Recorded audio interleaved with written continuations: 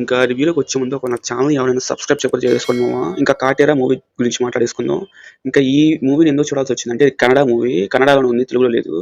So మనకి డిసెంబర్లో గుర్తుంది సలార్కి పోటీగా రిలీజ్ చేశారు, అంటే 1 వీక్ తేడాతో లేండి. కాకపోతే కన్నడలో పెద్ద స్టారే దర్శన్ గారు అక్కడ, అందుకని అంతలా ఏముందని చూశాను సినిమా. సినిమా అయితే ఓవరాల్గా ఓకే, డీసెంట్. కాకపోతే కొన్ని మరీ రొటీన్ అనిపిస్తాయి.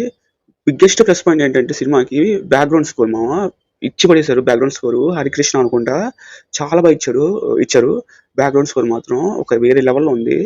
ఇంకా మూవీ అయితే ఫస్ట్ ఒక 30 మినిట్స్ ఉంటుంది మామూలు కొట్టదు బోరు. ఒక ఫస్ట్ 5 మినిట్స్ ఒక సీక్వెన్స్ వస్తుంది, అది మాత్రం చాలా ఇంట్రెస్టింగ్ ఉంటుంది. కానీ తర్వాత వస్తుంది ఒక హాఫ్ అన్ అవర్ నుంచి 40 మినిట్స్ దాకా బోర్ కొట్టేస్తూ ఉంటుంది, రెగ్యులర్ రొటీన్ డ్రామా అది.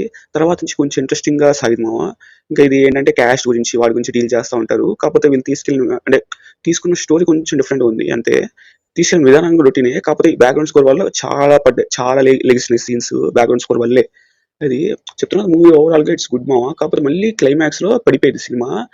ఎప్పుడు లాస్ట్ 15 మినిట్స్ దాకా అలా వెళ్ళిపోయింది. అది ఫస్ట్ 30 మినిట్స్ తర్వాత నుంచి లాస్ట్ 15 మినిట్స్ దాకా వెళ్ళిపోయింది. తర్వాత నుంచి ఇంకా క్లైమాక్స్ పోయింది నాకైతే అది. ఇంకా ఈ మూవీ రన్ టైం వచ్చేసరికి 2 hours 45 minutes మామ. అది కన్నడలోనే ఉంది, తెలుగులో అయితే లేదు.